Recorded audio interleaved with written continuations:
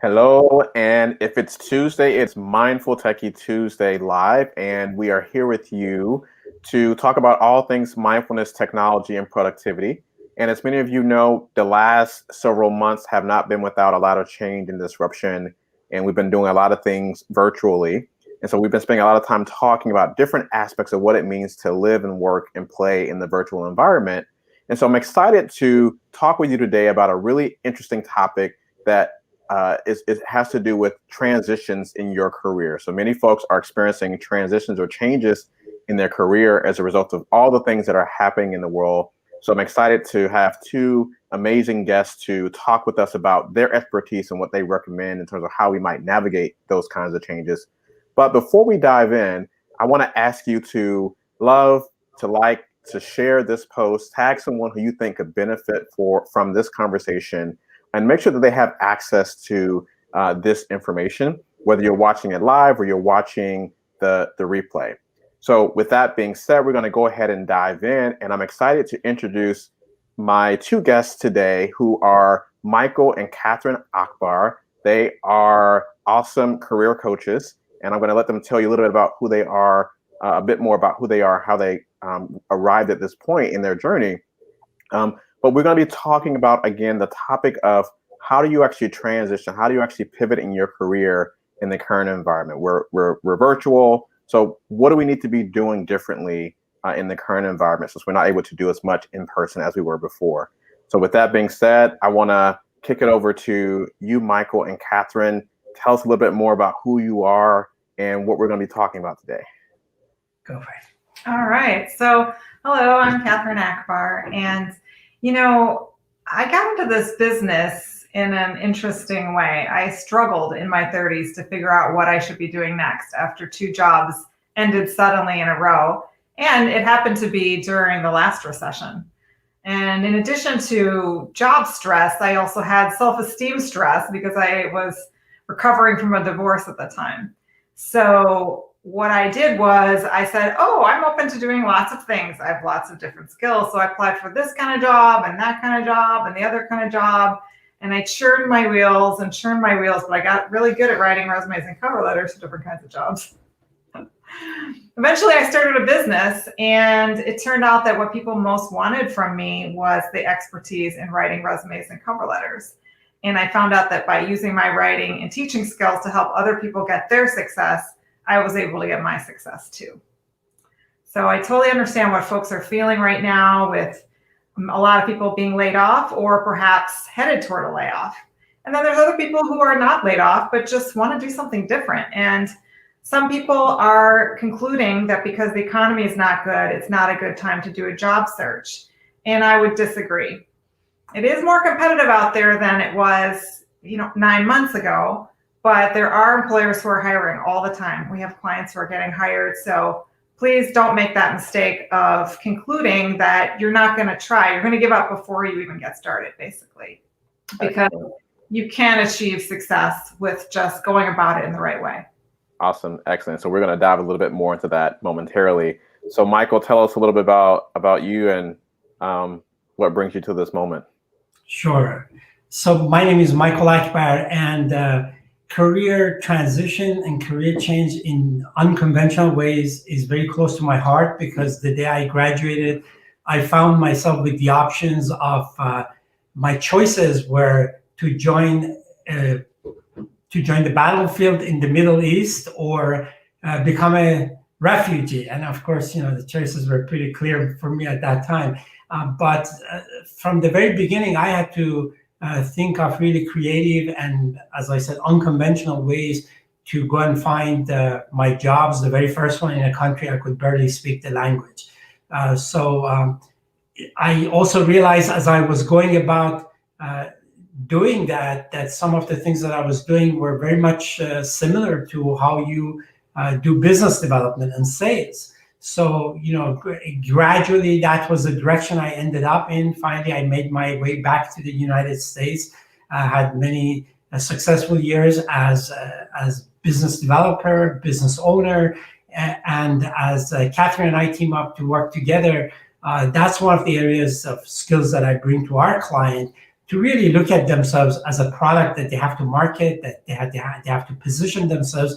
And of course, like any product marketing and positioning, you really want to be different and go about it in a way that your competition has not thought about. So that's the part that I bring to this equation. Awesome. Well, I'm excited to have both of you here. And as we dive in, I want to ask you a question I've been asking a lot of our guests before we get into the nitty gritty. And I just want to acknowledge that there's so much happening in the world right now. So we're dealing with the impact of COVID. Obviously, there's the emotional and the physical impact if you've been physically impacted or you know someone who's been physically impacted in terms of their health and well-being. But then there's just the uncertainty, right, that really is bogging a lot of us down. But you have the social unrest and Black Lives Matter in the U.S. We're in the midst of an election season for the presidency and the Congress. So I'm just curious if maybe you could just share really briefly, how are you doing personally in the current environment? How are you managing?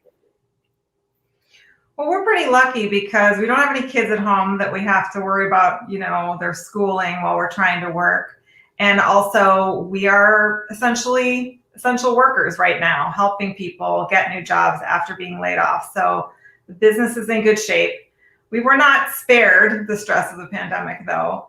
I went through a health scare where I thought I had COVID-19 because I had a lot of breathing difficulties, but it turned out it was just an unusually bad year for allergies. So it was asthma, which I don't usually have. And the business also went through a big downturn because normally our clients are those who are looking to level up and not be unemployed. And everybody was in kind of shock from March to April. But then all of a sudden when May hit, people started coming back to us and saying, hey, help me. Yes. I'm glad to be able to be of service to a lot of folks. Awesome. And Michael, how about you? How are you doing? I'm doing great. I'm very grateful, as Catherine said, that we were not really directly impacted. In some ways, there have been some logistical changes that are pretty much the same thing that everybody is experiencing up until COVID. I insisted to meet with our clients in person because just the dynamics of talking to someone in person was very different than talking to them over the phone. Yes. But as a necessity, we started to work with Zoom, and now I am at home with Zoom. You have to adapt and work with that. And I would also add that although some of the things that you mentioned, like the social unrest and things that had happened in our country, did not personally impact us directly. But as I'm talking to our clients, some of those issues are really real for them. And you really have to have compassion about, what people are experiencing. And in that sense, I am actually finding that by showing compassion and really listening to what they feel and where they're coming from, actually is creating a closer relationship between us and our clients. Awesome. I appreciate you sharing, and I'm glad both of you are doing well. So I want to ask you, as we just tee off this deeper conversation, if you can share maybe a little bit about how you had to pivot your business as career coaches. Michael, you mentioned one thing is, shifting from in-person meetings to Zoom. Are there other ways that you've had to shift your business in a major way to serve your clients? If I may add, the other thing that, as Catherine mentioned, the profile of our clients has changed a little bit. Okay. People who are coming to us, some have lost jobs. Some of them are concerned about losing their jobs. In all cases, whether they have a job, whether they are losing their job, people are more concerned about how they're spending their money. They are very careful about, what they're doing, how they're investing. Yeah. And we felt about, how can we make it easier for our clients to do business with us? So we thought about that. We were thinking about all kinds of things. And, fortunately, we came up with a couple of strategies where things like PayPal credit or Affirm, which is another service that can help people who do not even have, great credit, can start, benefiting from our services sometimes by using as little as, $20, $30 a month. And they will get their jobs before they have had a lot of cash out of their pockets. So that, I think, we felt we got to do that because that helps people to be able to move forward. And, we are happy to see that people actually are using it and it's making a difference. So that was another, again, tactical change that we had to do to continue our supporting our clients. Because it makes sense that if you're unemployed, you think, well, I can't spend money right now because I have to save what little I have for rent, housing, and medicine. But on the other hand, being unemployed is far more costly than our services. So we were like, that's kind of making a short-term decision that's harming you in the medium term. So we want to make it possible for people to get back to work fast, which is going to keep the maximum amount of money in their pockets, and then just pay off this small investment. Excellent. So I think that's so important right now, and that I appreciate you all addressing sort of the economic or the financial issue. I assume that that's for folks that are listening, that it might be in one of these categories, that might be one of the first questions they have, which is, what is it going to cost me to work with you? So I want to ask you, as we dive deeper into some of the solutions, before we get there, I want to understand a bit more about the challenges. So let's just take as a given that the folks that are working with you, and correct me if I'm wrong, they're either unemployed or underemployed or looking to take their career to the next level. Given what's happening in the current environment, maybe could each of you describe one of the challenges that you're seeing with folks that are coming to you right now? Sure. Well, first off, a lot of our clients are not underemployed. A lot of them have great jobs and they're just ready for the next opportunity. And I'll let you answer the question about the biggest concerns that people are bringing. Well, there's no question. I mean, let's start there. There's no question that, what the COVID had done to the way people operate their business has had an impact. Let's talk about networking, because that's one of the things that I, talk and work with our clients. So there's no question that, when you're working, again, we are very fortunate that long before COVID, we had to kind of position our business such that we can work from home. We are very grateful for that. But for a family with 2-3 children, having the children at home, going to school while they're there, some folks have their all their parents with them. The life, what I have discovered as I'm talking to our clients or business partners or whoever I'm talking to, what I'm learning is that everybody feels they're busier. Everybody feels there's more things to take care of. Yeah. So one of the things that I try to share with our clients is to really be alert to that, to be appreciative and be compassionate about people that they're reaching out to. In fact, I failed to follow my own advice a few weeks ago. I was complaining to Catherine that, hey, I've been reaching out to someone with whom we think we have a great business opportunity, and I haven't heard from her. And she reminded me, say, hey, people have lives and things are going on in their lives. And that's something that, if anything, I think we need to become a lot more, again, alert to that, be a lot more compassionate to it. Sometimes you need to reach out to someone 6-7 times. Of course, you don't want to do it, within a few hours. You want to give it some time. But you need to be persistent. You need to be consistent, and you really need to come to this networking. And what I'm about to say may sound strange, but I truly believe in this. We need to come to this networking with a belief that not only we will benefit from it, but we could bring a gift to the people that we are reaching out to. If you believe in that, and if you act on that, a number of things happens. A, you will be less aggressive in terms of your expectations. You will be more caring about other people. Yes. That will make them more comfortable about working with you, supporting you, helping you.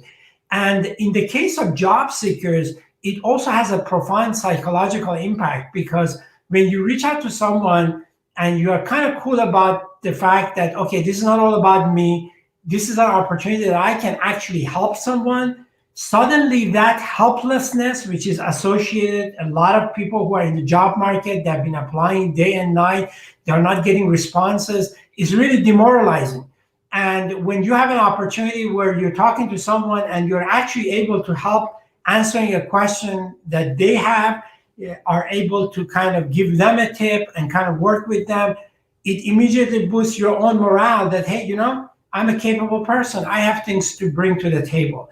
And I think that's really critical in terms of how things that have been challenging have also opened the new doors of how you can go about doing what we used to do before. I think that's awesome. And Kath, I'm going to let you jump in, but I just wanted to just affirm what you shared. I recently had an opportunity to share, as a hiring manager in my previous career, 7 things that I thought were critically important. And one of them, actually the number one thing, was around setting a clear intention, which aligns with what you just said. So finding something that aligns with your experience, your skill set, and how you can be of service or how you can provide value to whoever it is that you're working with. And that changes your mindset, that shifts you out of a place of desperation or negative emotions that actually color your ability to show up fully for, even if it's a virtual process. We have to understand that there's still a human being on the other side of that computer or that connection or that Zoom call, right? And so just because it's mediated by technology doesn't mean that we remove the human component. So I just really want to say that I appreciate you sharing that. And Catherine, you want to jump in?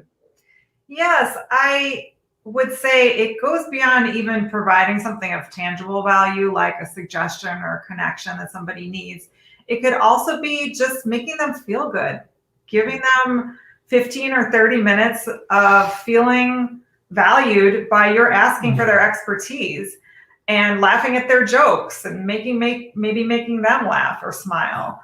So people overlook those simple things sometimes. Yeah. When I teach interview coaching, we have a technique called interview Aikido that's based on the same spiritual principle, that you have to be in a mindset of service, not in a mindset of how do I sell myself and how do I make myself look good and not make myself look bad. You have to be thinking, this person has a problem. They don't have the person they need at their organization, and that's causing them stress. Maybe they're worried about hiring the wrong person, or maybe they have personal problems, right? And I tell the clients to imagine that whatever problems they have, the other person's problems are worse, because normally people imagine that they're the disempowered one and the hiring manager has the power. So I say, okay, your mom is sick right now. Their mom just died.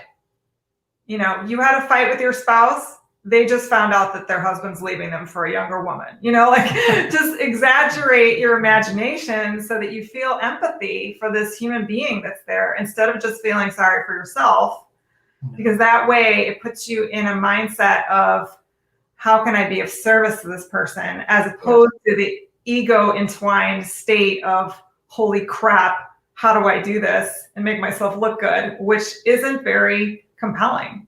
Yeah. So as a result, they end up feeling more relaxed because they're not just focused on themselves, and they end up being more socially and emotionally intelligent, which is really what makes a difference. Because by the time they get to the interview, it's not about their qualifications.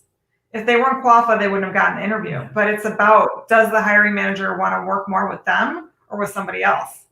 Yeah, that's excellent. So let's dive a little bit deeper and make this a bit more practical. So let's just assume, for the sake of moving forward, that we're talking about someone that, okay, they've taken your first part of the advice, where they've gotten clear about how they want to be of service. They've shifted into that mindset. They're there, and they are ready to make a career change in the current environment. What's the next step in the process for them? In terms of how to conduct their job search, you mean? Right, because it's all virtual, right? So it's where do you start? Well, it's been all virtual all along. See, people exaggerate the extent to which things have changed. The only thing that's really changed is that you're not going to go to big networking meetings, and you're not going to go to necessarily as many in-person interviews. And in some ways, again, going back to, well, first of all, if you don't mind, I want to kind of conclude what Catherine was saying earlier with a quote from Maya Angelou that probably I'm going to butcher the quote, but she had said that people will forget what you say, people will forget what you do, but people will remember how you make them feel.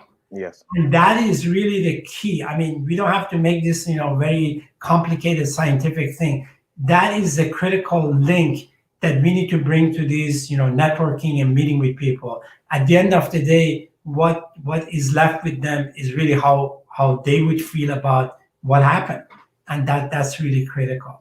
Now, coming back to your question about what's the next step and all that, let me go on tangent for a second and again bring up maybe the new openings that has happened as a result of our challenge. Sometimes when I talk to our clients about kind of starting to set a path and setting a strategy for moving forward, one of the questions that comes up is well, how open are you to moving from the area? Is your spouse tied to the area? What are the constraints about geographically about what you can do? And 90% of those constraints are now gone because it doesn't really matter where you are, right? You could be living in Alexandria, you could be working for a company in Silicon Valley, and they are now accepting the fact that the person is going to be on the Zoom or on Skype or whatever. It doesn't really matter where they are. So suddenly your market has become larger. So that's again a positive thing to consider. But a lot of times, especially when it comes to career transition, one of the very first things that we do is we try to explore a person's personality profile, not only so that we can work with them better, but also for them to become a little bit more alert to, what are their strengths, what are their pitfalls, what are the things that would come to them easy, what are some of the things that could be challenging for them. Whenever we talk about networking, people who are introvert, they start to kind of feel a little bit uncomfortable about it because to them networking had meant to go to big crowds and kind of getting out of themselves, and for extroverts that was fun. But in reality, introverts bring their own skills and talents to networking that is critical. So knowing the personality of a person is really one of the initial things because we want to leverage that. We want to capitalize on that. Secondly, we try to do an inventory of, what they have done throughout their career, whether it was, actual work, whether it was volunteer, whatever they've done. Because again, we want to pull out of that things that would be easily transferable to other domains. I have come across so many. I recently wrote a blog about I myself getting a job in an industry I knew little about, but what I was bringing to it was some transferable skills, and again, rapport building and connecting with people, and those were the essential elements. But I recognize that some of the jobs are very specialized, and you do need to have specific skills. But it all starts on where we are, what kind of talents do we have, and how do we want to transition. What kind of companies do we want to work for? So, things may look pretty nice from outside, companies who spend, billions of dollars in advertising, but when you dig into it, you may find that their cultures, their values may not be quite, what is relevant to you. So those are the things where we start. Let's figure out who we are. Let's figure out what is out there and be in control rather than one example, and then I promise to pause and give Catherine a chance to talk. A lot of time, one of the suggestions I have to our clients is that go about this job search like you were going to do shoe shopping. You go to Nordstrom, you try a couple of shoes, you may not like it.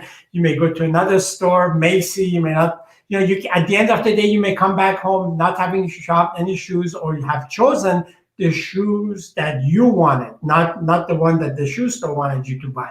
That should be your attitude about the company you're applying for, the company that you're marked. So you want to have that feel that, hey, this is my life. I need to be in control. I'm the one who is going to evaluate what is out there and what is the right thing for me, and then kind of take it from there. And some people think I'm just playing with words, but that is really a change in our inner game in terms of how we actually approach the market.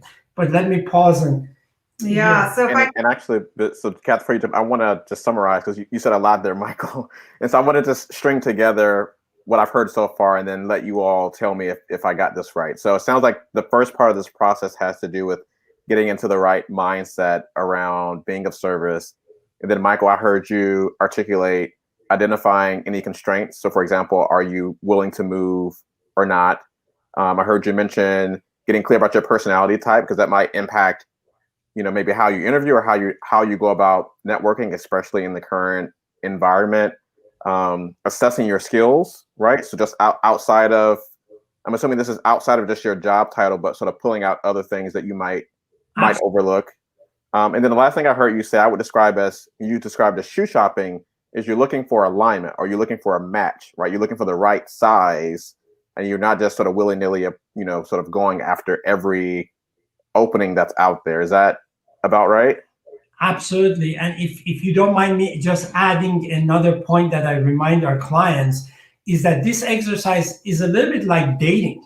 I mean, everybody's been out there, been dating, and everybody has also experienced that when we show extreme interest in someone, sometimes that's a turnoff. So rather than showing that we're desperate to work for ABC company, we want to see if ABC company can actually convince us that they are a good match for us. Now I'm kind of like summarize a lot of tactical stuff, but that's the mindset that we are talking about here. Excellent. And Catherine? So the biggest myth I see about job searching is that when people lose their job or they feel they're about to lose their job, the mindset comes up, I need to get my resume done. And getting the resume done, while an important piece of the puzzle, is not the first step.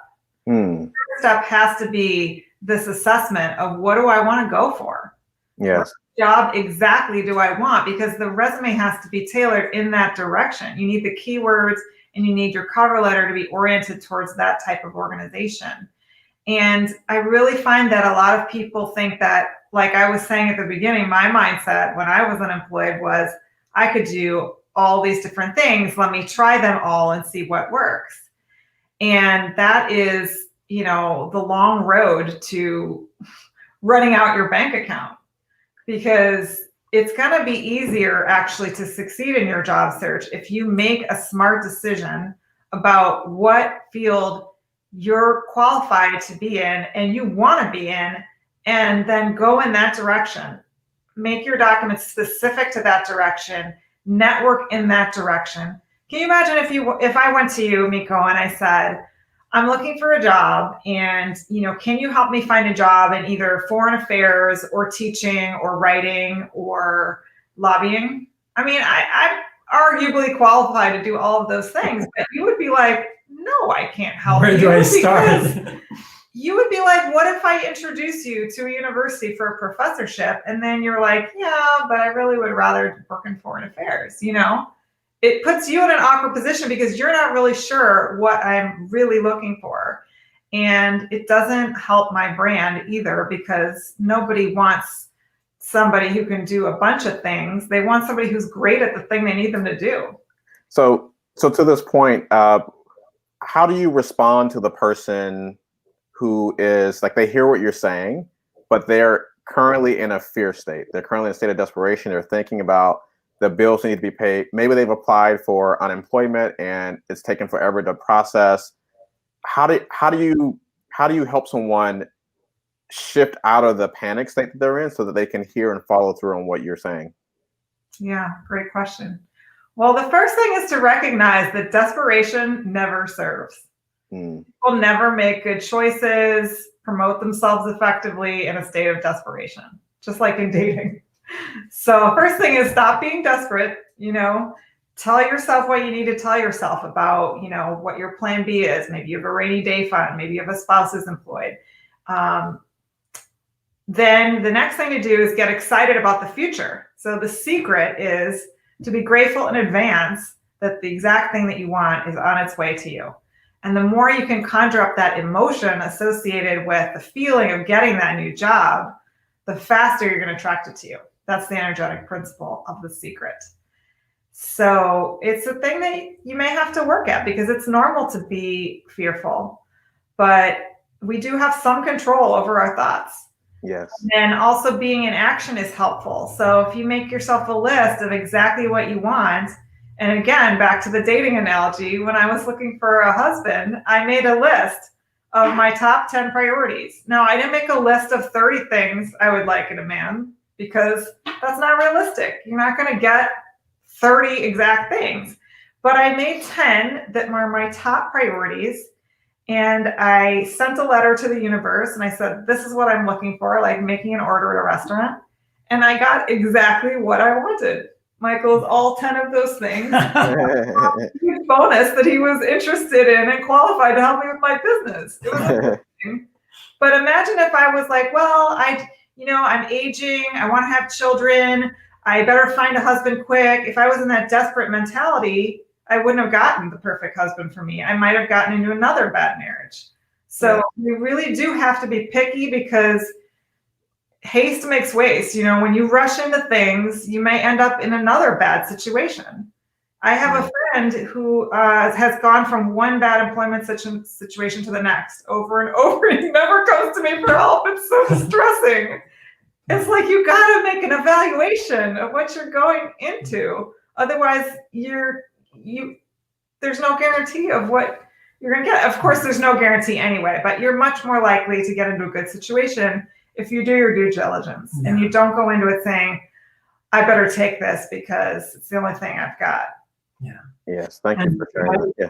Go ahead, Michael. If I may add also to that part of the question, going back to, I'm not sure if I actually heard it from Miko or you were saying, but we are like a feedback loop. If we do something that doesn't give us a result, that lack of result make us like demoralized.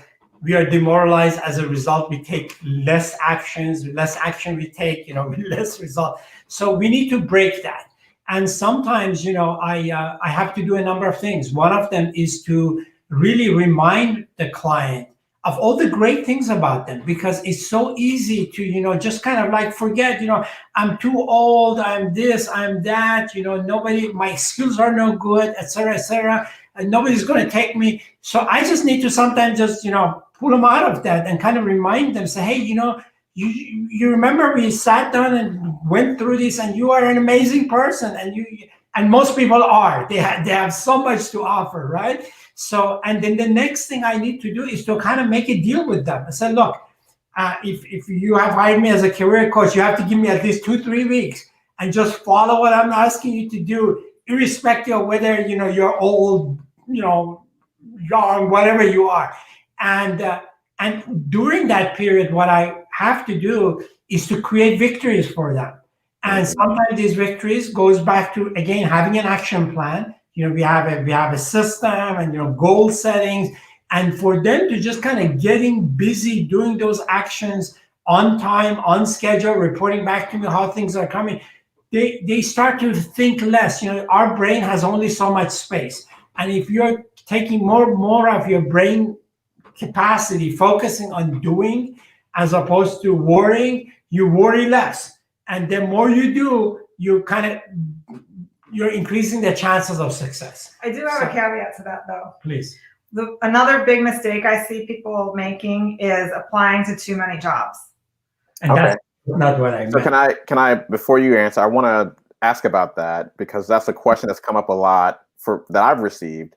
And so I think this is tied to what you're responding to, which is, I think there's this sense that because of the way the situation is with everything happening in the world right now, that unemployment is higher, there are less job opportunities, there are more people looking, and so I should apply for everything that's possible and just take what I can get. Is that not the right way to approach it? No, that's exactly the way not to approach it. Yeah. No, so the worst thing is, and you have to think about this, every time you apply for a job, you're putting your ego on the line. Now, people say they're not, right? But they are. And how do I know this? Because some people apply for dozens or hundreds of jobs, and then they become really hostile to our employers. I know this because I've hired. And, sometimes I tried to be helpful in the sense of giving people feedback of why they weren't selected, because there's something they could have easily fixed. But some people got really hostile toward me and called me a bitch or said I was stuck up or something. So, okay, I'm not giving any more feedback. But the thing is, if you apply for a job and you don't hear back or you get a rejection, it's disappointing. And you may start to feel bad about yourself. So you don't want to apply for dozens or hundreds of jobs. You want to apply for 10 to 20 jobs. Now that's going to surprise people because that doesn't seem like a lot. But the thing is, if you have a great resume and cover letter and you tailor it to the opportunity, you choose the opportunity that you know you're the best qualified for. And then it's a job that you really want. And then you make your documents fit perfectly what they're looking for. A lot of the time they're going to call you in for an interview. And then all you have to do is have interviews at enough organizations in order to get one or two offers. So, Catherine, I hear you saying that, and I can imagine someone saying, but I need a job now, and how much time is this going to take me to like regroup my resume and cover letter for each of these 20 jobs you're asking me to apply for? Yeah, it's going to take about an hour and a half per application. So you could easily, if you're unemployed, you could easily get those 10 to 20 applications done in one work week. Mm-hmm. It is so much better than the apply with one click method, which is going to make you hostile toward the universe and not on yourself. And remember that, if you're unemployed, that means, at least you have 8 hours to do these things. And by no means we are saying that you should be spending all that 8 hours applying for jobs. Going back to what we were talking about earlier, you got to do some networking. And one of the analogies that I make for our coaching clients is that imagine if you go to a bank and there's one teller and there's a long list of people standing in the line to get their money. Do you want to go at the end of that line, or do you want to bring your own teller to the bank so that you will be the person in front of your own line? So that's really what the way we talk about networking, that's really what it is. You want to create these team of advocates, champion people that can get you in front of the employers in addition to applying for jobs. Yeah, do as many as you want, apply for jobs, but you want to also create these opportunities where, and by the way, the things that we're talking about are happening by our clients every day. I have a client who is really going to a field. He has studied for it, but he's never done it before. And now he's getting, introductions and referrals every day because of his dedication to the networking part. And again, doing the networking with that peace of mind, with a mindset that I'm going into this, not only because I need to do it, but because I'm convinced that in the process, I'm going to create friendships, I'm going to be serving people, and at the end, this is the right thing to do. And that's really part of what you have to do. So, Catherine, you mentioned earlier that there, with all the talk about sort of exaggerating the virtual experience, that in terms of actually finding areas, job listings or postings, that part of the process and how you apply hasn't changed. But what about networking? So where do I, if I was used to pre-COVID, going to networking events for different organizations or the happy hour, how do I transition that to the virtual experience? Where do I start? Should I be on LinkedIn? Like, should I stalk people? Like, what do I do? Well, the interesting thing is that approach was always kind of hit or miss. Who are you going to meet at those events? I mean, unless it happens to be an association of your industry, where you're going to know there's going to be a high concentration of people in the room that might be of interest to you. But the method we've always recommended is much more targeted and suitable to introverts as well as extroverts. And I'll let Michael explain it. Yeah, absolutely. So again, going back to introverts, extroverts, going to these big gatherings, a lot of introverts would be uncomfortable going to those because it's just not the environment they want to be in. Whereas reaching out to someone using LinkedIn, we help people with the kind of messaging that they want to use as they reach out to these to their contacts. Obviously, you're not going to be asking for a job, reaching out to someone. You're going to make your ask so small and so manageable, and asking for somebody's advice. Maybe just their opinion, etc. Just in order to get an opportunity to talk. And again, a lot of introverts are really good at planning. So the kind of conversation they want to have, that they now have a chance to sit back, really think through how the conversation is going to go. If you're doing it over the screen, you could also have your notebook, take a note of what the other person is saying, and come back and expand on that, ask them question. So again, I look at this as, yes, it is different than what we did before, but let's focus on what it is offering to us as new opportunities that we didn't have before. Again, when you go to a huge networking event, how many people can you meet? There's only so many, and occasionally you get monopolized by one or two conversations. You come away very disappointed. Gee, this didn't really work out. Whereas now you can go on LinkedIn, you can identify the companies that really make sense for you to reach out to. You can identify the right people within those organizations, and then you can take your time, reach out to them with the realization again that not everybody will respond to you. Again, going back to what we said earlier, people's lives are busier right now. So we should not expect that everybody we reached out to will respond. But if we are consistent, we do it in a planned way, you get enough number of people to talk to and develop those relationships. That is, in my opinion, more effective than doing the old-fashioned networking. And then remember, it's a network. So when you meet with one person, the smart networker is always going to say, who else should I be talking to in this industry? Yes. Yeah. And if I may add, I'm so sorry, but this is an amazing conversation that you guys are having. And one of the things that people really overlook is their personal network. A lot of times we ask our clients, well, tell me a little bit about your personal network. And most of them say, well, I don't really have a network. And, I just had this conversation with a client the other day. And, first she said, well, I don't really have a network. And I just kept quiet. And then, 30 seconds later, she said, well, I'm thinking maybe my alumni, they're all over the place now. I should maybe reach out to them. I said, yeah, that's a good idea. Your neighbors, you will be amazed how many of our clients, only after they talk to us, they went back and they realized, oh my God, I had the vice president of XYZ company living like 2 doors from me, or I've been sitting in a baseball game next to them. So LinkedIn is not the only thing. We all have other avenues that we should really leverage as well. I think that's so important. So your online networks, obviously, but the alumni networks for associations or education institutions you've attended, high school, college, graduate school, spiritual communities as well, or any other sort of affiliations that you might have. I think all those are great places to reach out to folks. And is it fair to say that in those cases where you have a personal connection, is it okay to just sort of say, hey, I'm in a career transition, or I'm looking for a job, this is what I'm looking for? Should it be direct, or do you still want to take sort of the easy softball approach, even with someone that you already know?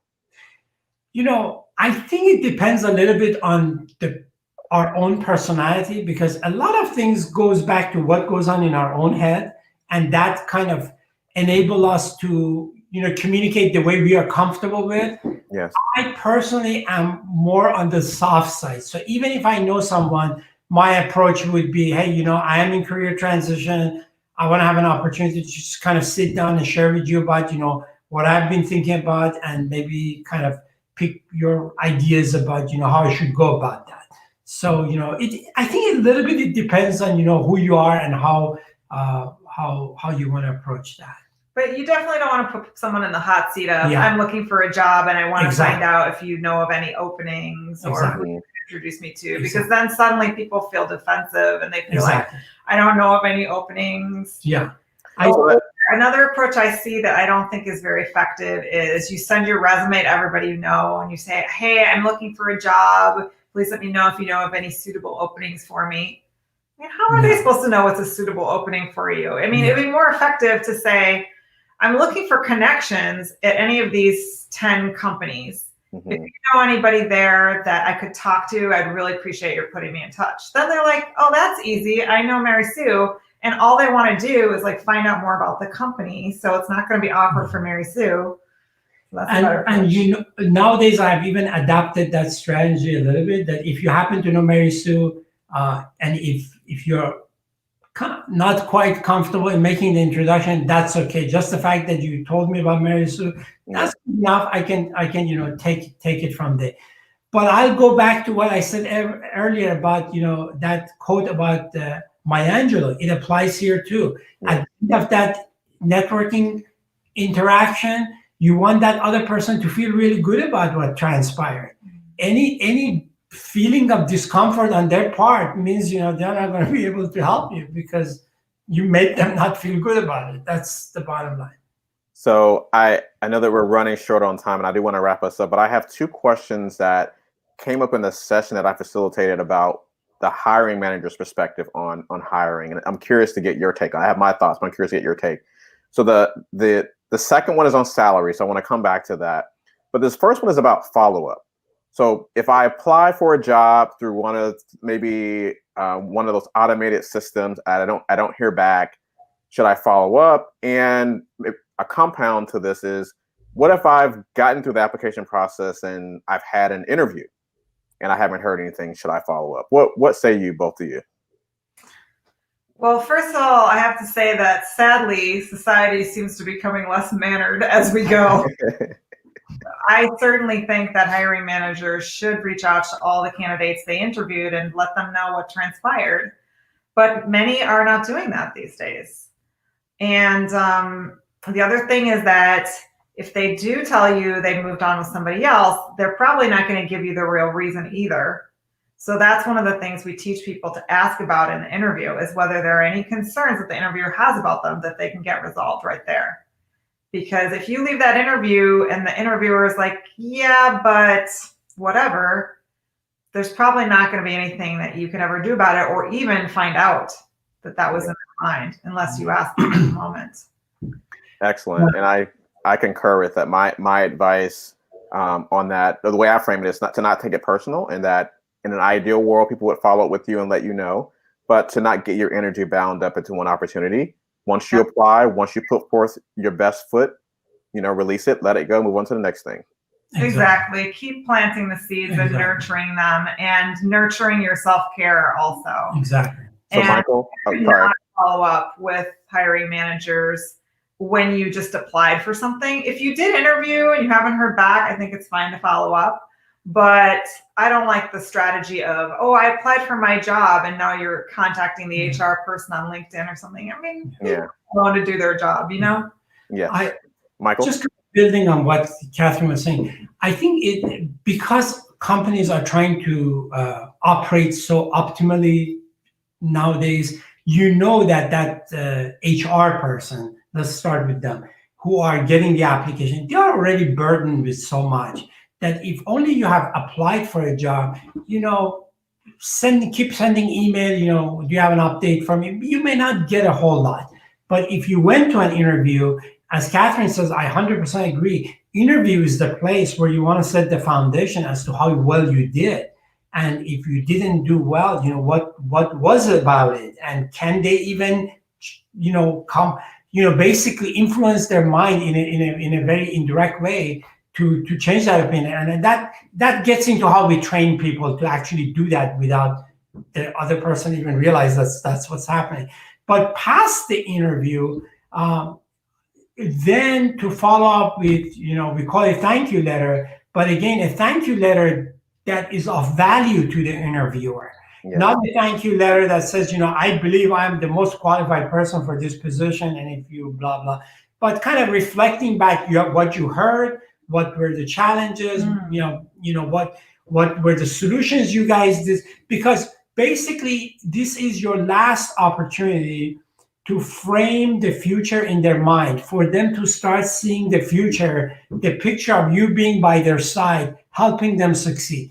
That thank you letter is your last chance to, in a very detailed way, in a positive way, kind of give that picture of the future to them. But not so much about yourself, but what you heard, you understand the challenges and what you can do with it. Yes, and I concur in part with that. And as a hiring manager, what I share about this is, for me at least, to keep it succinct and to not create more work by asking a lot of open-ended follow-up questions. I tell people that the time to ask those questions are actually doing the interview. Exactly. And so that if you're creating more work on the back end for me, and I'm interviewing other candidates, that's not, from my perspective as a hiring manager, it's not going to be favorable for you as a candidate. Right. Exactly. And by that same token, I wanted to add something about working with headhunters. A lot of times people, when they're unemployed or want another job, they say, oh, I'm going to connect with some headhunters and see if they can find me a job. And people need to understand that headhunters exist to hunt heads for businesses that hire them. They don't work for candidates.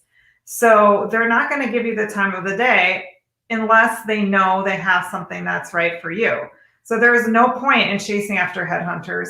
The only case in which I would recommend that people contact headhunters is if they know of a headhunter that works in their specific function, like they hire accountants and you're an accountant.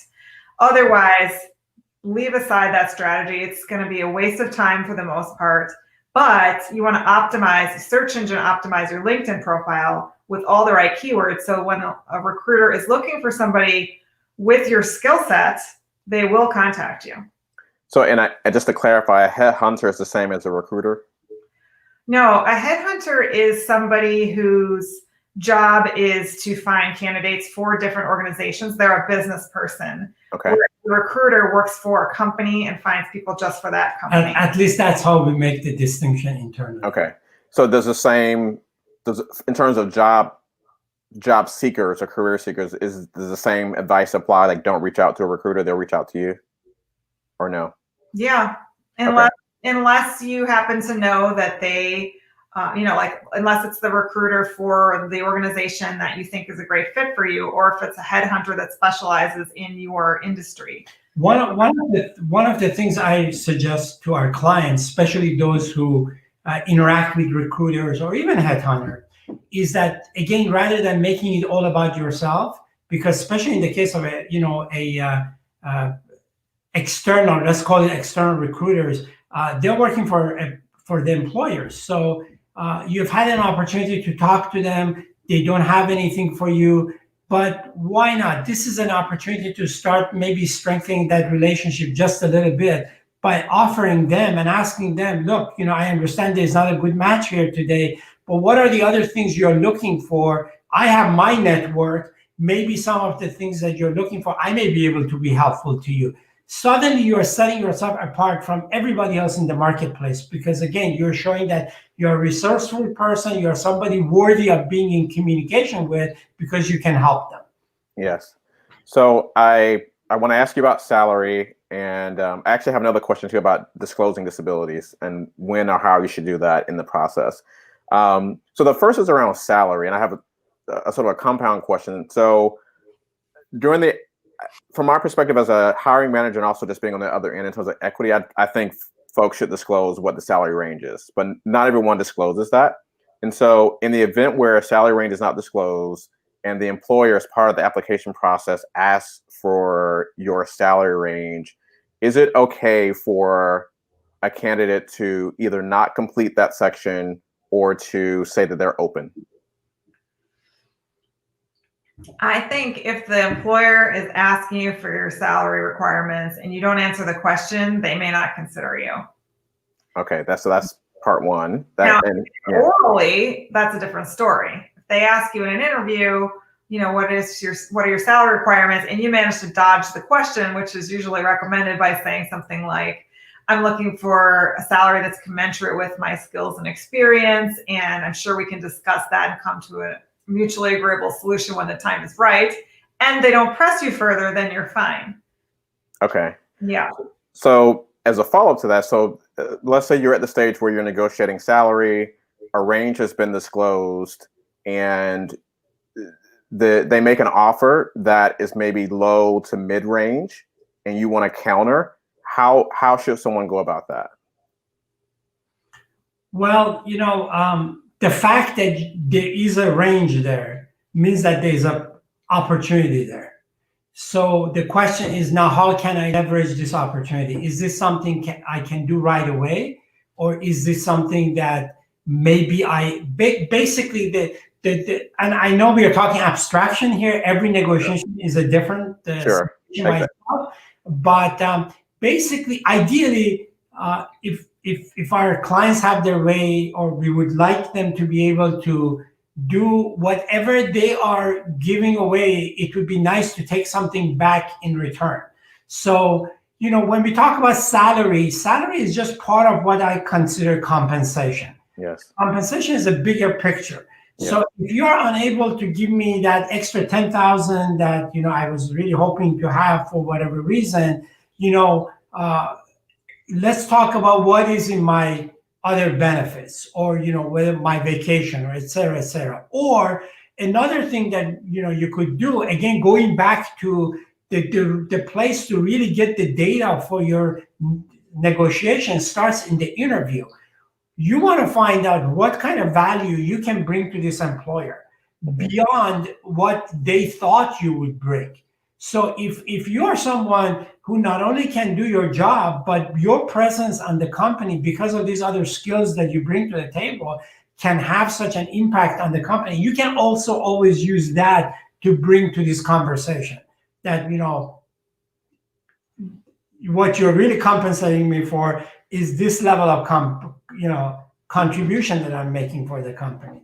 Excellent. I think it's important what you say about expanding what we think about in terms of compensation. I'm right in alignment with that. So I want to ask you the last question and then wrap up here. So at what stage, if at all, should a candidate disclose that they have a disability that might require some type of accommodation? So let's just take, maybe for the sake of this conversation, that it's a hidden disability. Maybe someone has, depression, for example, and that impacts their energy levels at certain times, but they can still get the work done. At what point, if at all, should someone disclose something like that? Well, I have my opinion on that too. Okay, briefly. I think that in a way, being open and honest about your vulnerabilities is a good thing, because it makes you more likable, it makes you more trustworthy. And if it is presented as a disability, it creates a legal obligation on the part of the employer to create reasonable accommodations for you. So I would say that you would want to bring it up during the interview process, not obviously leading with that, but maybe when they ask you what's your weakness, for example, and putting it on the table. A lot of times people don't want to do that because they don't want to draw attention to something, but a lot of times the employer already knows. For example, if your weakness is that you're awkward when you first meet people, or that your English is as a second language and not perfect, the employer already noticed, but you're saying it makes them feel more compassionate towards you instead of judging you. And then they realize, it's not that big of a deal. And they might even tell you that. Excellent. So really quickly, Michael, if you have a response.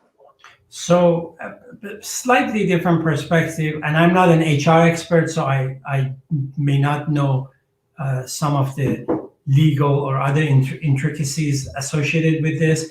But one of the things is that when you get to the point of, let's go back to salary negotiation, at that point, your manager, the hiring manager, has selected you as the person they want to hire. So that's a very separate process from the salary negotiation. In many companies, you have been selected as the ideal candidate, and now they're talking. And of course, they do have backup. We know that. But ideally, you have been selected, and now you're talking salaries. And in my opinion, you want to be, again, having been selected as the candidate.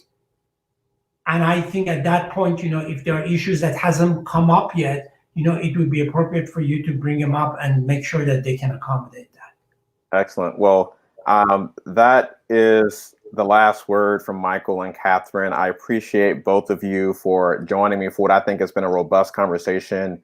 And I think that what you provided here today is going to be super helpful. I think people are going to watch the replay and get a lot of value out of this.